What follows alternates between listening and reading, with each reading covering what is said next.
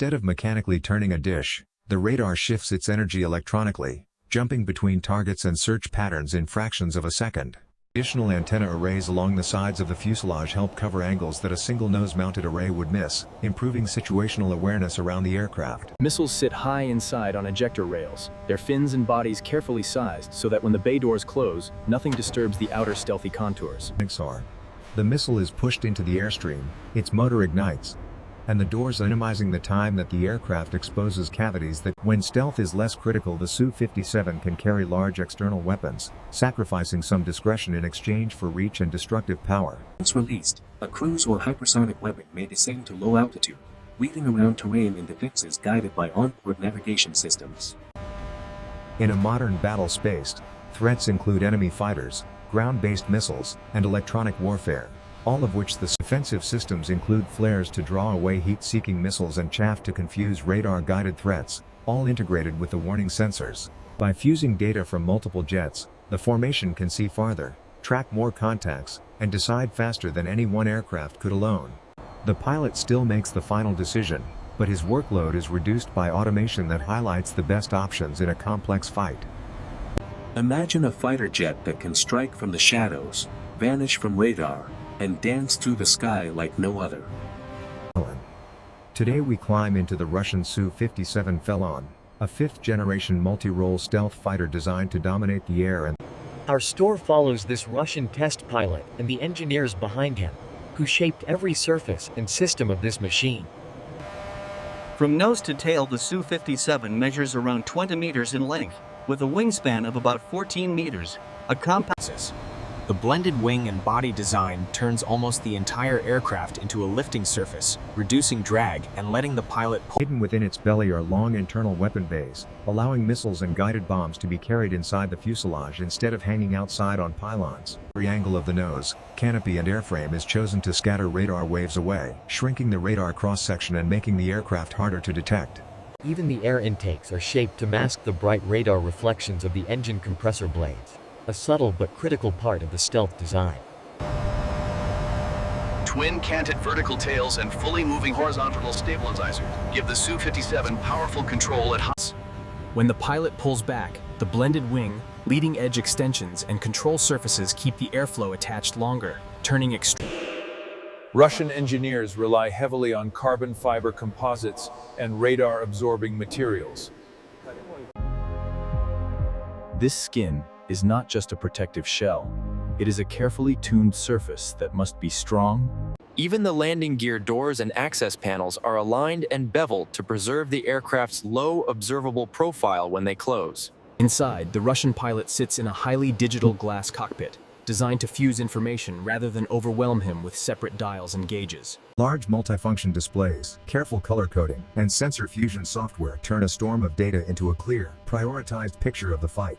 The helmet-mounted display lets the pilot look around the sky and see symbols over real targets, aiming missiles simply by turning his head. But the heart of the Su-57's performance lies in its powerful twin engines, each producing immense thrust. These engines, with three-dimensional thrust vectoring nozzles, can deflect their exhaust flow, turning raw thrust into. As the aircraft lifts off, the combination of thrust, low drag design and advanced flight control software allows it to climb steeply and quickly. Thrust vectoring helps the pilot hold tight turns at low speeds, rotate the nose quickly, and recover from angles that would defeat a conventional fighter. At high altitude, the Su-57 can cruise supersonic without afterburner, saving fuel while reaching distant patrol zones or strike points. Fuel and engine management are largely automated, allowing the pilot to stay focused on tactics and threats rather than constantly tuning the engines. Behind this nose cone sits an advanced active electronically scanned array radar, able to steer its beam electronically. Instead of mechanically turning a dish, the radar shifts its energy electronically, jumping between targets and search patterns in fractions of a second. Additional antenna arrays along the sides of the fuselage help cover angles that a single nose-mounted array would miss, improving situational awareness around the aircraft. This small dome, in front of the canopy, houses an infrared search and track system, able to detect the heat signatures of aircraft. At night or in heavy electronic warfare, the infrared system can silently hunt for warm targets, providing a hidden way to track and engage enemies. Stealth is not only about shape and materials, it is also about how and when you use sensors, how you limit emissions, and how you choose your path through the air. Hidden inside these long bays are the weapons that give the Su-57 its bite, carried internally to protect stealth and reduce drag. Two main bays run along the center line, sized for beyond visual range air-to-air missiles and compact precision-guided munitions. Missiles sit high inside on ejector rails, their fins and bodies carefully sized so that when the bay doors close, nothing disturbs the outer stealthy contours. Smaller side bays near the wing roots hold short-range dogfight missiles, allowing rapid shots while keeping the main bays reserved for longer-range weapons. To fire, the pilot simply designates a target, and the fire control system commands doors, ejector racks, and guidance logic in a tightly choreographed sequence. The missile is pushed into the airstream, its motor ignites, and the doors minimizing the time that the aircraft exposes cavities that... Compared to earlier fighters, the Su-57 hides its weapons, smooths its surfaces, and trades raw external show for every line, edge, and panel is pulled into alignment so that radar energy reflects away, while the engines, intakes needed inside. The current engines rely on improved versions of proven Russian power plants, but future upgrades aim to reduce weight, increase... Everything from thrust vectoring actuators to control surface servos is watched by onboard computers, ready to warn the pilot if anything strays from normal. During training, test pilots push the Su-57 through aggressive angles and spins, proving that its digital flight controls can tame even the wildest maneuvers. High turns strain both aircraft and pilot, but the Su-57's flight control system helps keep the jet stable and responsive even as forces climb. Recovering smoothly from extreme attitudes is vital, because a stealth fighter that loses control at the wrong moment risks turning from hunter into target. On a real mission, the Su-57 may approach in darkness, using quiet sensors and careful routing to slip through gaps in enemy coverage. Electronic maps display known radar sites, air defense zones, and safe corridors, helping the pilot and onboard systems weave a path that keeps the aircraft hidden. The Su-57 is not only an air-to-air hunter, it is also a platform for long-range strikes using advanced cruise and possibly hypersonic weapons. Russian planners speak of pairing the Su-57 with weapons like hypersonic cruise missiles, extending its reach far beyond its own sensors. A hypersonic cruise missile travels many times the speed of sound, forcing defenders to react in seconds rather than minutes. The idea is simple: the aircraft carries the missile to a launch region, the missile then races ahead to reach targets deep within defended territory. From the cockpit, long-range strikes are managed through mission plans, waypoints, and targeting data, often loaded before takeoff and updated in flight. When stealth is less critical, the Su-57 can carry large external weapons, sacrificing some discretion in exchange for reach and destructive power. Once released, a cruise or hypersonic weapon may descend to low altitude, weaving around terrain in defenses guided by onboard navigation systems. For pure stealth missions, external stores are removed, and the Su-57 carries only what fits inside its internal bays. Designers must balance payload and low observability, offering pilots a choice between a heavier strike load and a cleaner stealth-optimized shape. Behind the scenes, test pilots and engineers analyze every mission, refining flight control laws, sensor fusion, and weapon integration software. The expert explains how software updates can unlock new capabilities, from smarter radar modes to more efficient fuel management and improved weapon handling.